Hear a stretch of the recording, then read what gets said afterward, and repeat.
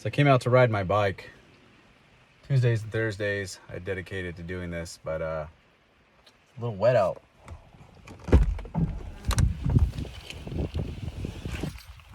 I guess I'm gonna go walk a property instead. What do you think? Should I do it anyway? Ride in the rain? I'm wearing Russell's hat after all. That's my real why. I could live a simple life. It'd be pretty okay. But my goal is to honor the fallen. I don't know.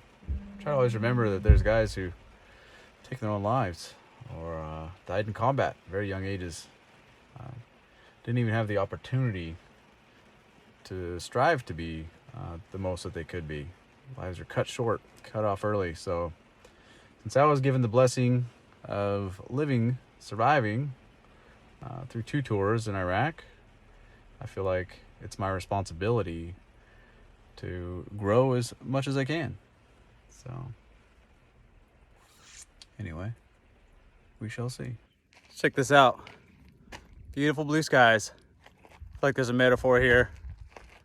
So a few weeks ago, I had a mentor, kickboxing coach, MMA trainer, just all around good friend, mentor. Ran this group, Emerging Veterans and Players, took his own life. This hat I'm wearing was owned by a guy named Russell Seitz. He took his own life a few months ago. Guy I served with in Fallujah, Iraq. We've had a lot of other suicides and kind of reckless accidental deaths, questionable car accidents. The only car on the road, straight road. You have to hit the one pole, stuff like that. I've been testifying in criminal cases, mostly capital murder cases, pretty extreme stuff. Studying that kind of stuff in criminal justice system about veterans, mostly combat veterans. Just can't turn that violence off. They say you live by the sword, you die by the sword. And that's definitely been playing out in my life. There's also this other theme of post-traumatic growth. So just a few minutes ago, maybe a half hour, 45 minutes, however long my ride was, I filmed myself sitting in my truck and it was dumping rain. You can see it behind me up there in the distance. So I just sat in the truck, waited it out. Now we got beautiful blue skies. So, when Tim took his own life, Tim Lane, the kickboxing coach, the world kickboxing champion, that's kind of his peak in life. One of them, at least publicly, and then mentoring us veterans back to being sustainable, productive citizens of the world. His whole motto was keep hope alive, and unfortunately he wasn't able to keep that up for himself, but he's definitely helped me out in that regard. So that's what this is about, riding out here. I don't really ride for myself. If I'm just living for myself as an individual, I can just fall into a trap of just self-indulgence, isolation, all those kind of things that bring veterans down. But when I live for other people, when I come out here and I ride for Russell, I ride for Noah. My son's middle name is Noah. He's named after a guy, Noah Boy. I think he was maybe 21 years old, maybe 22. Pretty sure he was 21, maybe even 20. Anyway, he died when I was in Fallujah, Iraq. Probably one of the most well-liked people in our entire battalion. Amazing guitarist, just all-around good dude. Gave me a lot of shit for being a pogue and a boot. Anyway, great guy. And so my son's middle name is after him. And guys like that, especially the ones that get lost in combat, especially those guys, the ones that were just so damn young, had all kinds of life ahead of them, and they didn't come back, and I did. And it's like, well, why did I come back? Did I come back to wallow in my shit, sit in my house and whine and cry about the past, or do I live my life to the fullest for those who didn't get the chance? If Noah had lived to be 38 years old like I am now, what would he have done for the last 17, 18 years? Would he be out here riding his bike? Would he be trying to build a company up to $1 billion in assets under management? And that's not about the money. That's about providing homes and being a part of a community, being a good citizen of my country. Continuing to serve. Providing homes, adding value to investors, adding value to the job market, creating awesome jobs, construction, the trades, it's all of that. Everything about it is great. So that's my mission in business. And then to give back to the nonprofit, the Bunker Project, helping people use the tools that I use to get a step ahead. So like house hacking, live in one bedroom, rent out the other 4. That's what we do with the Bunker Project house.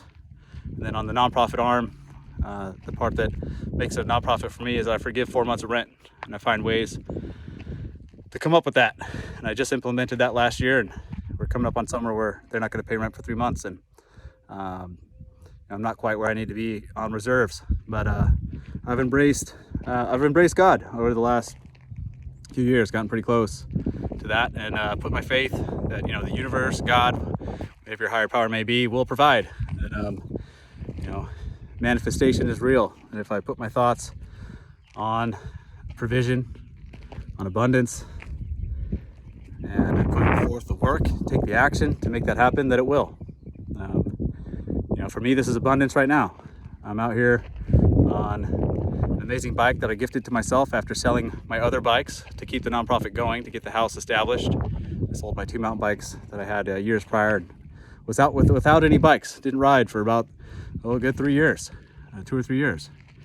And I needed a truck. I wanted to get a truck, so I got a truck, and I bought it on the business credit. This is essentially a work truck, mainly for contracting, flipping more fourplexes and whatever. It gets me to and from the trailhead, does everything I need to do. Hauls trailer if I need to haul a trailer. One of the first things when you buy a new property, you got to haul out a lot of junk, and that can be quite expensive, especially if you're having to do landscaping and haul away dirt. I learned that quickly with my last house. I had to haul away 6 yards of dirt. So they had done an addition on the property, and rather than haul away the extra dirt, they just piled it up in places around the yard, made these sort of makeshift planters, and made the yard way too deep, so it was up above the little lip that's supposed to help the house breathe, essentially, the foundation breathe.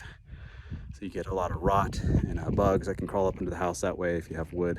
The dirt up over the base of the foundation. So anyway, all these kind of learning things that I've been learning over the way in real estate, building up. But it's getting long, so yeah, just amazing. You just wait out the storm and keep hope up, and blue skies come. So that's it. Keep hope alive, just like Tim says. Bye.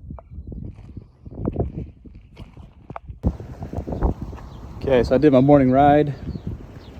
I came to check out a property. So this is a 4plex, 4 units. So this is what's being offered. This is from a wholesaler. This is supposed to be a good deal, right? Possibly got potential, but man, I bet those AC units got to be replaced. Old AC units, so you can't refill them. The coolant that those use has been banned. New windows, those are crazy expensive. $40,000 what I spent on the 4plex in Vegas just for new windows and doors. So this one, all new windows and doors. A lot of windows and doors. All of them bad.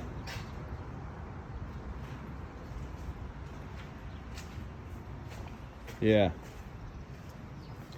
this is why I focused on new development instead of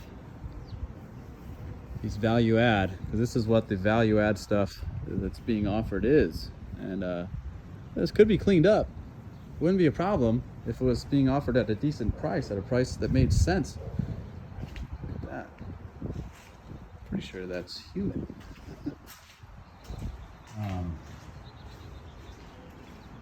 Yeah, this is the kind of stuff that's being offered. And the price they want for this is $435,000. This is the shape that it's in.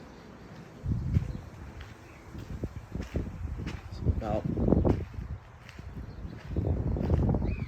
just under $110,000 a unit. Could be pretty nice. You know, we could turn this into a garage, make these yards nice, the problem is this would cost so much to fix up. You're talking at least $100,000. And then you look right behind it, what do you got? A neglected trailer park. You see boarded up windows and things like that. So this one would have to be offered at like $250,000 for it to make any sense for me to buy this thing. So yeah, I think we're gonna pass on this one at $435,000.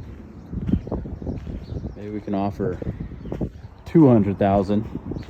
Of course, they'll laugh at my offer because you've got institutional buyers buying up everything, paying insane prices that don't make any sense for things just like this.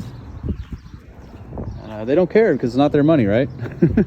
You got a hedge fund using other people's money. You can waste it